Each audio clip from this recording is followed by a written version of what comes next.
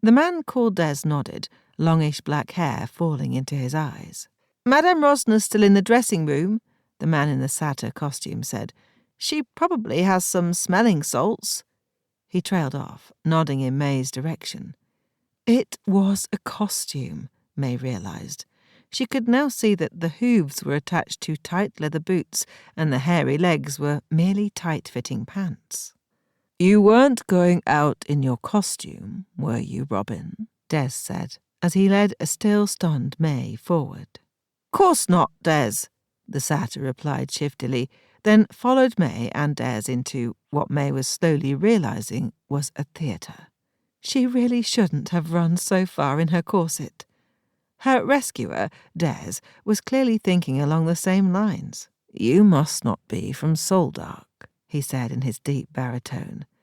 Something deep in her stomach tingled. "How do you know that?" "That is the tightest corset I've ever seen." "Seen many corsets, have you?" she wheezed.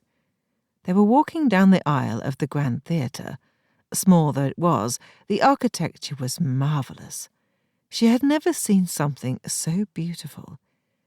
The stage itself was made from glossy dark wood, the velvet curtains of the finest scarlet material.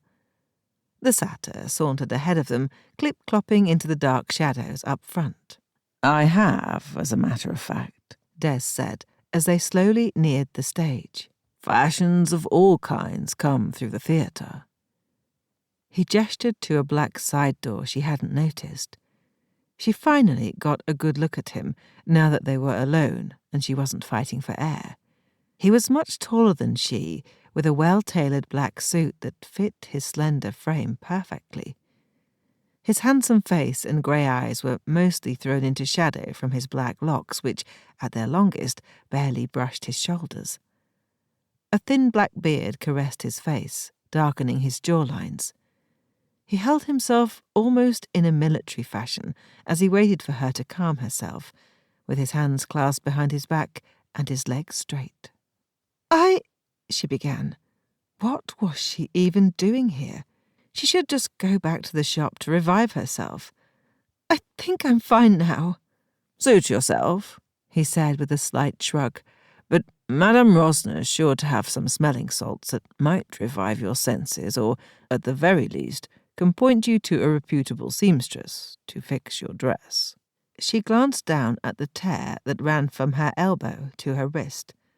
"Seamstress," Mae said, hope rising.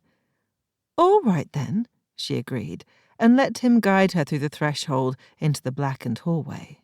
"Sorry about the dark." Des's deep voice came from behind her.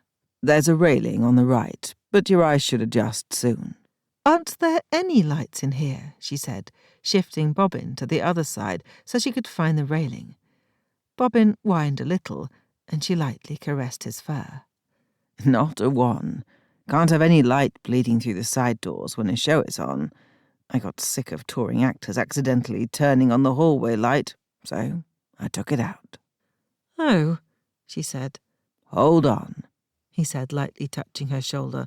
"Let me get the door for you. It sticks." She paused, shrinking against the railing to the side, and she felt him move in front of her. The next thing she heard was a switch flipping, and she blinked at the flare of light coming from the cosy room ahead. Gathering her senses and her heavy skirts, she stepped over the threshold. An elaborate black and gold chaise lounge took up most of one wall, among mismatched wingback chairs that looked like they had seen better days.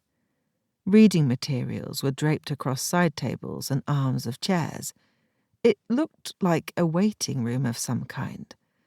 The faint scent of perfume lingered in the air.